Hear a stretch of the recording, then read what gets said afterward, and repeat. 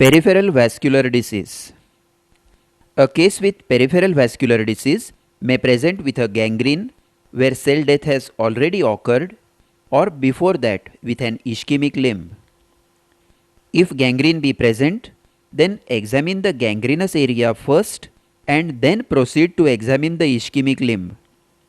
Now we begin our examination with the inspection of the affected limb. On inspection of the gangrenous area, it shows a dark discoloration and a shriveled up mummified appearance if it is a dry gangrene. Note the dry, shriveled up appearance of the dry gangrene of this right foot and leg.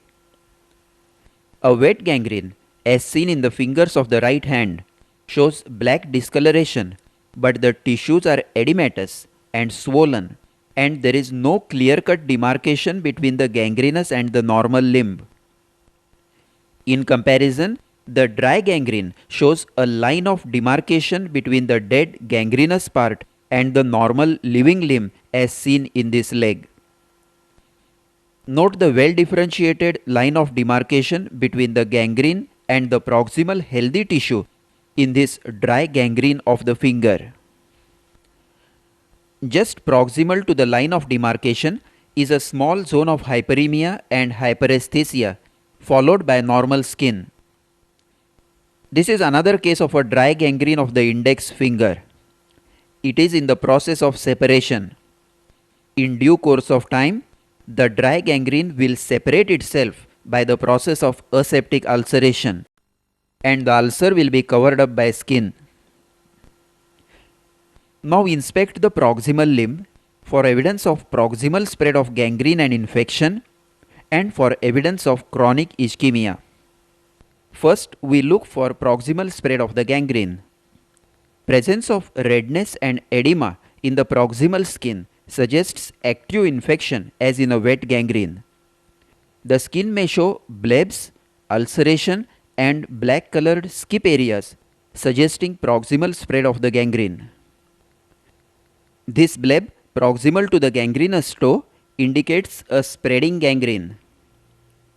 Redness, edema and slough around the site of amputation of a gangrenous toe indicate infection and wet spreading gangrene. Note the black colored skip areas in the palm suggesting proximal spread of the gangrene. Skip areas are areas of blackening in the proximal limb independent from the gangrene. Next, we look for signs of chronic ischemia. Observe the skin color of the ischemic limb and compare it with the opposite normal side. Note the blackish dark discoloration in the right limb suggesting chronic ischemia. A marked pallor will indicate sudden arterial obstruction as in embolism or during Raynaud's phenomenon. Note the appearance of the left hand in this case of left axillary artery embolism. A chronically ischemic limb looks pale and thin. The skin over the lower part of the leg and shin is thin and shiny with scanty hair. The leg is thin due to loss of subcutaneous fat and muscle wasting. The nails are brittle with transverse ridges. As the blood supply becomes critically less, the distal parts of the fingers and toes become darker in color, and the tips of the fingers or toes may show ischemic or trophic ulcers. Once again, note the ischemic leg on the left side, which is darker than the normal right leg and has a wasted, shriveled up appearance. Now measure the limb girth with a measuring tape and compare it with the girth of the opposite limb at the same level to demonstrate and record limb wasting. The measurements are taken over the main muscle mass about 3 inches above and below the knee joint in the lower limbs and 2 inches above and below the elbow joint in the upper limbs. Now inspect the veins over the dorsum of the foot. If they are well filled in the lying down position, it indicates a fairly good circulation. But if they are collapsed and gutter-like, then it is an indication of severe ischemia. If the patient has had an amputation before, like this toe amputation, Or if ischemia is long standing, look for a scar of lumbar sympathectomy, a transverse lumbar scar at the level of umbilicus. Lastly, if the toes are affected, look for a constriction at the base of the toe as seen in Einham. Note the constriction of the base of the fifth toe, which gradually deepens over several years till the toe separates. To revise, first inspect the gangrenous area. Note the extent of the gangrene, the line of demarcation, and the type of gangrene, whether dry or wet. Then examine the proximal limb for evidence of infection, that is edema and redness, for evidence of spread of gangrene, that is blebs, ulcerations and skip areas, and evidence of chronic ischemia, thin shiny skin with scanty hair, wasting and brittle nails with transverse ridges. Now let us proceed to palpation. On palpation, first palpate the gangrenous area. In a dry gangrene, the skin is cold, non-tender, hard and greasy. It has no sensations.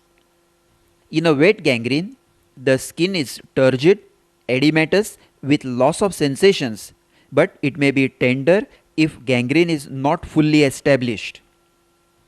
If the skin is edematous, palpate carefully all over the gangrenous and proximal area for crepitations to rule out an anaerobic infection like gas gangrene. Now palpate the ischemic proximal limb. First, test the temperature of the skin with the back of your fingers, proceeding proximally and comparing with the temperature of the opposite leg at the same level. Note the level up to which the limb is cold. In a severe peripheral vascular disease, it may be cold up to the mid-thigh. Skin temperature is a good indicator of the state of skin circulation and is important in deciding the level of amputation if required. Now palpate the gangrenous and proximal limb for tenderness. Next, palpate along the lines of major vessels for tenderness, that is along the popliteal and femoral arteries in the lower limbs and radial, brachial and axillary arteries in the upper limbs. Tenderness indicates recent thrombosis or embolism. Note the tenderness along the course of the axillary artery, in this case of axillary artery embolism. Now we will proceed to focal examination, that is examination of arteries, lymph nodes and the joints. First, palpate the arterial pulse at various levels in all the limbs. Then palpate the inguinal region for enlargement of lymph nodes. And then test the movements of different joints in the gangrenous area. Gangrenous portion of the limb will lose its movements, as seen in the right foot and ankle and left toes. Now we shall study in details the method of palpation of the pulsations of the arterial tree at various levels to note the state of arterial circulation. First, test the capillary circulation in the nails. Blanch the nail by pressing its tip, release the pressure and note the time taken by the nail bed to turn pink again. It gives a rough idea of the rate of blood flow in the capillaries. Then palpate the dorsalis pedis artery at the proximal end of the first metatarsal space, just lateral to the tendon of extensor hallucis longus, against the navicular and middle cuneiform bones. Palpate the posterior tibial artery midway between medial malleolus and tendoachilles against the calcaneum, keeping the foot dorsiflexed and inverted. If dorsalis pedis and posterior tibial are well felt and normal, it implies that the proximal pulses are bound to be normal.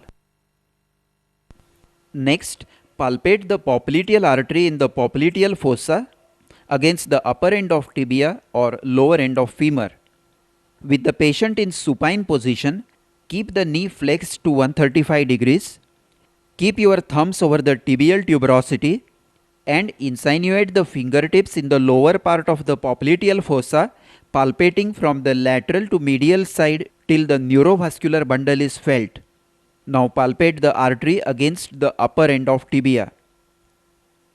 If not felt in this position, turn the patient prone, flex the knee to 90 degrees and palpate the artery in the midline in the upper part of the popliteal fossa against the lower end of femur.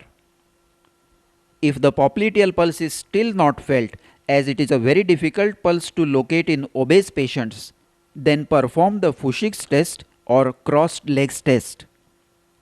Fuchs test. Ask the patient to sit on the edge of the table and cross the affected leg so that the popliteal fossa rests on the opposite knee. Ask him to keep the leg fully relaxed. Divert his attention into talking something else and look for oscillatory movements of the hanging leg synchronous with the patient's pulse. Note the oscillations of the foot in this boy with gangrene due to electric burns who has a normal popliteal pulse. While in this patient of Buerger's disease, absence of oscillatory movements suggests that the popliteal artery pulsations are absent. The test is of great significance when femoral pulse is normal but dorsalis pedis and posterior tibial are not palpable, because presence of these oscillatory movements is a definite indication of a good popliteal pulse. For the femoral artery, with the patient lying supine, keep the leg slightly abducted and externally rotated to relax the deep fascia and palpate in the line of mid-inguinal point just below the inguinal ligament. Femoral artery is felt against the head of femur. Then palpate the abdominal aorta to the left of the midline in epigastric and umbilical areas against the spine. Now palpate the pulsations in the opposite limb and then pulsations in the upper limbs from periphery to the neck. Let us now learn to palpate the pulsations in the upper limbs at various levels. Start at the nails to test the capillary circulation by pressing the nail tip till it blanches and noting the time taken by the nail bed to turn pink again. Palpate the radial artery on the flexor aspect of the wrist just lateral to the tendon of flexor carpi radialis against the lower end of radius. Then palpate the brachial artery in the lower half of the arm just medial to the biceps tendon against the shaft of the humerus and in front of the elbow medial to the biceps tendon. Palpate the axillary artery in the axilla against the head of humerus. Palpate the subclavian artery in the supraclavicular fossa in midclavicular line against the first rib. Then palpate the common carotid artery against the Cassagnes tubercle on the transverse process of 6 cervical vertebra between the upper portion of the trachea and sternomastoid. Other palpable arteries, of course they are not of significance in a case of peripheral vascular disease, are superficial temporal artery and the facial artery. Superficial temporal artery is palpated in front of the tragus against the temporal bone, and facial artery is felt against the lower border of the mandible at the anterior border of masseter muscle. Ask the patient to clench his teeth, palpate the masseter and identify its anterior border. Now we proceed to auscultation. After palpation of the arteries, you will know the approximate level of the lock. Now auscultate along the entire course of the artery for a systolic bruit of stenosis, partial obstruction or aneurysm. Also, routinely auscultate over the major arteries, that is abdominal aorta, femorals, popliteals, axillary artery and carotids. Now we will come to some special tests for peripheral vascular disease. Tests for lower limbs. The Buerger's test. Ask the patient to lie supine and raise the leg, knees extended to about 90 degrees. If the limb shows marked pallor, then the test is positive. Note the pale white color of the right foot when it is raised. The pallor appears within a few seconds in a severe disease and may take 2 to 3 minutes in a mild disease. If the test is positive, lower the limb, let it resume the normal color, then raise it gradually to note the angle at which the pallor appears. This angle of the leg with the horizontal is termed as Berger's angle of circulatory insufficiency. Berger's angle less than 30 degrees is indicative of very severe ischemia. Note that in this patient, the pallor has appeared at an angle of 30 degrees. Now we will test the capillary filling time. With the patient supine, raise the legs till the affected leg becomes pale. Now ask the patient to sit on the edge of the examination table and hang the legs down. Note the time taken by the affected leg to resume its normal pink color. This is the capillary filling time, and in peripheral vascular disease it may be prolonged to 15 to 30 seconds. Now let the patient sit with the legs hanging for 2 to 3 minutes. The leg will assume a purple-red cyanotic color termed as dependent rubor, indicating impaired circulation. A normal healthy limb will not show any change in color in raised as well as dependent position. Now we will come to some special tests for examination of chronic ischemia in the upper limbs. The Raynaud's phenomenon.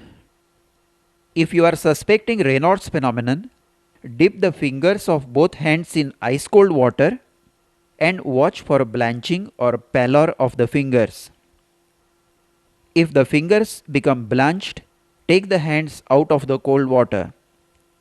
The fingers will become swollen and cyanosed, and gradually, as the spasm of the arteries wears off, they become red and engorged due to flow of blood in the dilated capillaries. Then perform the tests for thoracic outlet syndrome. Adson's test. With the patient sitting on a stool, feel the radial pulse of the affected hand. Ask the patient to turn the face as much as possible towards the affected side. Ask him to take a deep breath. If the pulse becomes feeble or is obliterated, then the Adson's test is positive. The forced inspiration contracts the scalenus anterior, which is an accessory muscle of respiration which elevates the first rib and compresses the subclavian artery at the thoracic outlet. The test is also performed by asking the patient to turn the neck to the opposite side and to take a deep breath, and secondly by keeping the arm extended and pulling it downwards, noting whether the pulse diminishes.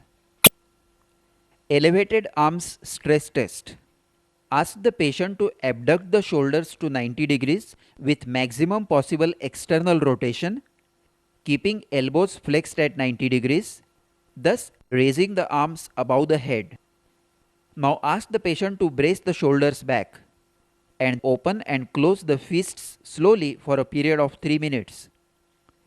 If the patient's symptoms of radiating pain, cramps, paresthesia or Raynaud's phenomenon appear, forcing him to stop, then the test is considered as positive for thoracic outlet obstruction. A normal individual will only feel some fatigue in the forearm muscles. Lastly, we will perform the Allen's test for the degree of patency of radial and ulnar arteries. Ask the patient to clench his fists tightly. Now compress both radial and ulnar arteries at the wrist separately using both your hands. Ask the patient to clench and release the fist till blanching occurs. Now ask him to open the fist and release the radial artery. Note the time taken by the hand to regain the normal pink color. Then repeat the test, and after blanching the hand, release the ulnar artery and note the time taken by the hand to regain normal color. If any of the arteries is blocked, the palm will remain blanched for a longer time when pressure over the blocked artery is released. To conclude, we started the examination of a case of ischemic limb with a careful inspection of the gangrene and the ischemic limb. Then we examined the arteries, lymph nodes and the movements. We palpated the arterial pulse at various levels and auscultated over it for a bruit. Lastly, we performed the special tests for peripheral vascular disease. In the lower limb, we performed the Berger's test and capillary filling time. In the upper limb, Raynaud's phenomenon, Adson's test, elevated arms stress test and Allen's test. This completes the study of examination of a case of peripheral vascular disease.